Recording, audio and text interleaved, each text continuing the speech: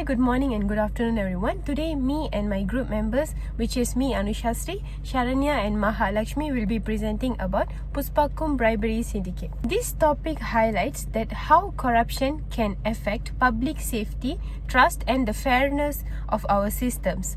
So let's begin. For the next part, it's introduction to corruption. Firstly, let's understand what corruption is. Corruption basically means the misuse of power or personal gain. For personal gain, this happens when someone in authority abuses their position to get money or some personal benefits. Basically, corruption weakens public trust because people feel the system is no longer fair. It is also leads to unsafe environments, financial loss, and inequality. The PUSPAKOM scandal is a very good example in this issue. In this case, corruption affected public safety because some officers accepted bribes. As a result, unsafe vehicles were passed even though they did not meet the required standards. This shows how dangerous corruptions can be in our daily lives. Okay, now let's look at the background of PUSPAKOM. PUSPAKOM is Malaysia's National Vehicle Inspection Authority. Their job is to ensure all vehicles on the road are safe and roadworthy. However, weak internal controls within the organization allowed bribery to happen. Runners acted as middlemen between customers and corrupt officers. Some officers skipped tests, changed data, and even approved unsaved vehicles just to receive bribes. Because of systems loopholes and lack of strict monitoring, corruption was able to grow over time. I'm going to talk about my part, the bribery scandal. The bribery scandal is a large, well-organized network involving inspection officers and outside runners. Bribes were exchanged to approve vehicles that actually failed inspection. Officers manipulated inspection data and skipped mandatory procedures to issue certificates. MACC investigations uncover systematic cheating and deliberate falsification of records. The corruption was widespread across multiple PUSPAKOM branches, showing it was not isolated incident. Now we're gonna see 3 incidents in bribery. First incident happened in Wangsa Maju in August 2018. In this incident, officers were found accepting bribes ranging from $100 to $500 in exchange for guaranteed inspection passes. More than 100 vehicles were approved under suspicious conditions. What made in this case alarming was that officers used coded WhatsApp messages to communicate and organize the bribery. We see incident 2 that happened in Padang, Java on March 2022. In Padang, Java, bribes between $150 and $300 were paid to approve vehicles that actually failed inspection. Officers also tampered with computer readings to hide defects. Some of the fraudulent approvals were even carried out after normal operating hours, showing how the syndicate tried to avoid detections. Incident 3 that happened at Johor Bahru on November 2021.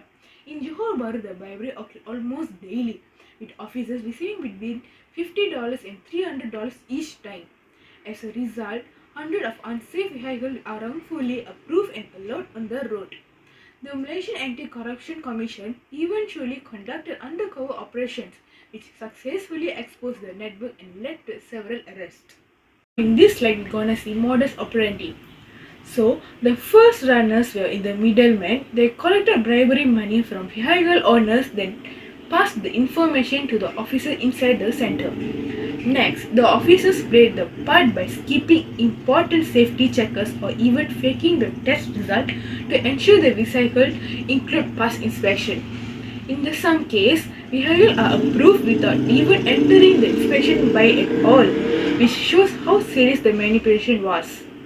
To avoid detections, the syndicate used code words, hand signals, and even WhatsApp messages to coordinate their actions secretly. Finally, once the bribery is collected, the money was shared among the staff involved in the scheme, ensuring everyone in the network stay loyal and continue the illegal operation. Hi, I'm Sharanya. So for my part, I'm going to talk about impacts of scandal.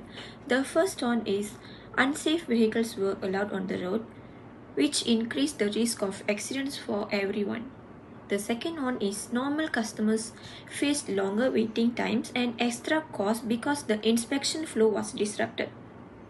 Officers involved in the scandal faced suspension, charges and loss of job opportunities.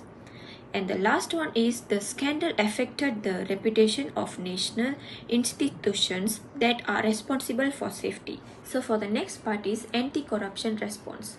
PUSPAKOM installed more CCTV and strengthened digital system to prevent manipulation.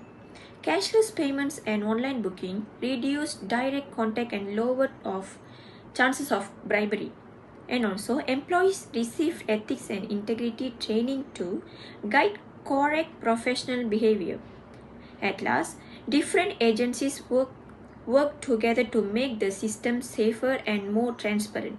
And for the last part is lessons learned.